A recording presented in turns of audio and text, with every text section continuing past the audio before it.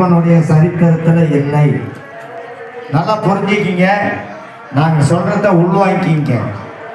காரணம், ஐயப்பன் மலையில் நடக்கக்கூடிய ஒரு வித்தியாசமான ஒரு முறைகள் என்னவென்று கேட்டால், காசியிலே மனிதன் இறந்தால் முத்தி, சபரிமலையிலே மனிதன் உயிரோடு முத்தி அடையக்கூடிய இடம் சபரிமலை. காரணம், என்னுடைய 70 ஆண்டு கால அனுபவம். காசி, கயா, புத்தகயா, அமர்நாத், கேத்ரிநாத், பத்ரிநாத் அனைத்து தலங்களையும் அடி வைத்து இப்போ சமீபத்திலே நடந்த மகா கும்பமேளா 144 ஆண்டுக்கு ஒரு முறை வரக்கூடிய மகா கும்பமேளாவையும் அதிலே நீராடி பக்தியினுடைய உச்சத்திற்கு என்ன வழிமுறை என்பதை சில எனக்கு பெரியோர்களால் ஆன்மீக அன்பர்களால் அவர்களிடம் இருந்து கற்று இன்றைக்கு இந்த சேவை 45 ஆண்டு காலங்கள் சபரிமலையினுடைய இந்த யாத்திரை நடைபெற்று கொண்டிருக்கின்றது. இந்த விக்கிரகமானது 39 ஆண்டு காலத்திற்கு முன்னாலே இவரை உருவாக்கப்பட்டது. இது ஏதோ சாதாரண சிலை அல்ல. இது 5 பஞ்சலோகத்தால், தங்கத்தால், வெள்ளியால் உருவாக்கப்பட்டு இது உருவாக்கப்பட்ட சிலை. இது முற்றிலும் எல்லா பகுதிக்கும் இலவசமாக அனுப்பப்படுகிறது. இதை உங்களுடைய மனசில் உள்வாங்கிங்க. காரணம், எங்களுக்கு 1 மாதம் 2 மாதம் 3 மாதத்துக்கு முன்னே தேதி கொடுத்தா மட்டும்தான் இது கிடைக்கும். இல்லைன்னா பல பகுதிகளுக்கு ஆடி மாதத்துக்கு முன்னோலேருந்தே புக்கிங் பண்ணிடுறாங்க. ஏதோ இடரொட்டியாக ஒரு நாள் அரை நாள் இருந்தால் கிடைக்கிறதுக்கு வாய்ப்பு இருக்குது. ஆனால் இந்த பூஜைக்கு நாங்களும் பணம் வாங்குறதில்ல, அவருக்கும் காணிக்க வாங்குறதில்ல. ஆனால் அவருக்கு அபிஷேக ஆராதனைகள் முழுமையாக நடைபெற வேண்டும், பூஜைகள் குறையில்லாமல் நடக்க வேண்டும் என்ற காரணத்தினால் இந்த பூஜையை செய்து கொண்டிருக்கின்றோம்.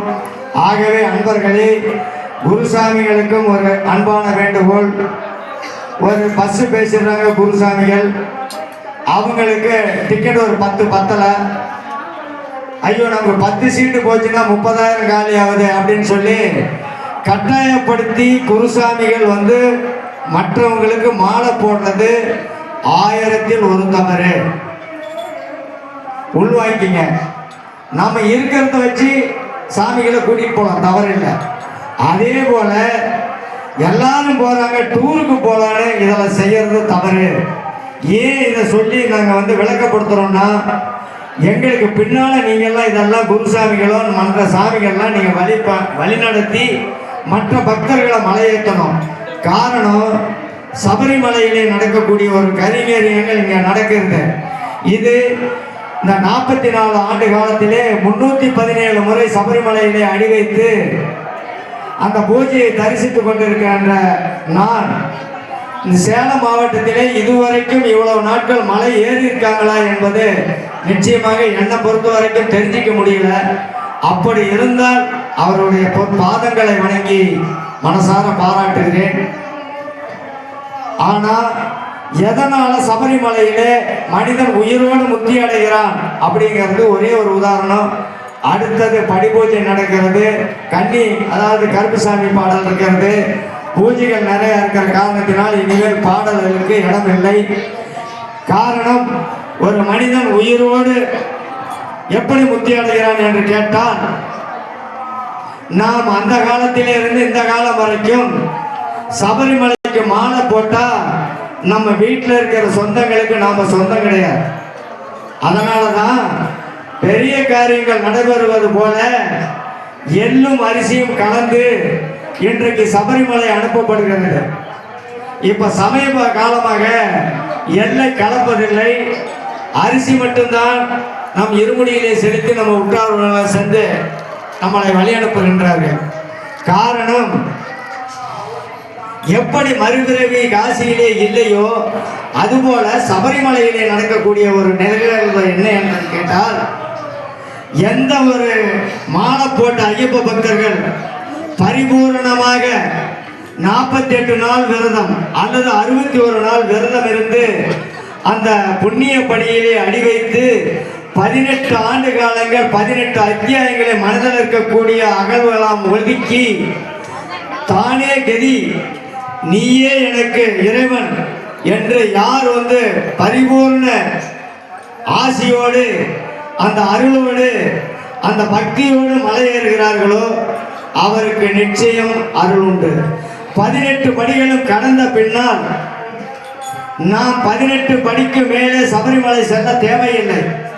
ஆனால் அவர் மேல் இருக்கக்கூடிய அன்புக்கு ஆண்டாண்டு காலம் திரும்பியும் திரும்பியும் திரும்பியும் போய்கொண்டே இருக்கின்றோம் அவரை பார்க்க வேண்டும் என்பதனால. 18 ஆண்டு காலங்கள் முடித்து 18வது ஆண்டு காலமாக அவருடைய பிள்ளையாக தான் தென்ன பிள்ளையை நாம் அங்கே சமர்ப்பணம் செய்கின்றோம். அப்போ அவருடைய பிள்ளையான பின்னால கூப்பிட்டா அவர் நம்ம காத்துக்கக்கூடிய அற்புத தெய்வம். அவர் சாதாரண தெய்வமும் அல்ல. உங்களுக்கும் தெரியும், அவர் தர்ம சாஸ்தா, நித்திய பிரம்மச்சாரி. மாசத்தில் 5 நாட்கள் மட்டும்தான் அவர்களுக்கு கருவறை திறந்திருக்கிறது சபரிமலையிலே. அந்த 5 நாள் முடிந்த பின்னாலே அவரை சிரசு வரைக்கும் திருநீரால் மூடப்பட்டு கையிலே செங்கோல் கொடுத்து நடை அடைக்கப்படுகிறது. அவருக்கு பூஜை கிடையாது. இன்றமும் அதுதான் நடந்து கொண்டிருக்கிறது மாசம். அப்படி இருக்கிற நேரத்தில் அவர் நித்தம் பிரம்மச்சாரி கோலத்திலே அமர்ந்து தானத்தை செய்து கொண்டிருக்கிற ஒரு அற்புத தெய்வம். ஆனால் சபரிமலையை சுற்றி வரை இருக்கக்கூடிய தெய்வம் எத்தனை தெரியுங்களா? 18 ஐயப்பன் இருக்கிறார். ஆரியங்காவு, அச்சங்கோயில், குளத்துக்குளை, இது மாதிரி 18 கோயில்கள் இருக்குது. இதில் எத்தனை பேர் அந்த 18 கோயில்களை அடி வைச்சார்கள் என்பது எனக்கு தெரியவில்லை. ஆனால் நான் அடி வைத்திருக்கிறேன், அதை தரிசனம் பண்ணியிருக்கேன். ஏன் இதை சொல்கிறோம் அப்படின்னா, எங்களுக்கு பின்னால் நீங்களும் அந்த வழிமுறையை கடைபிடித்து ஐயனுடைய அருளுக்கு பாத்திரமாகுங்கள்.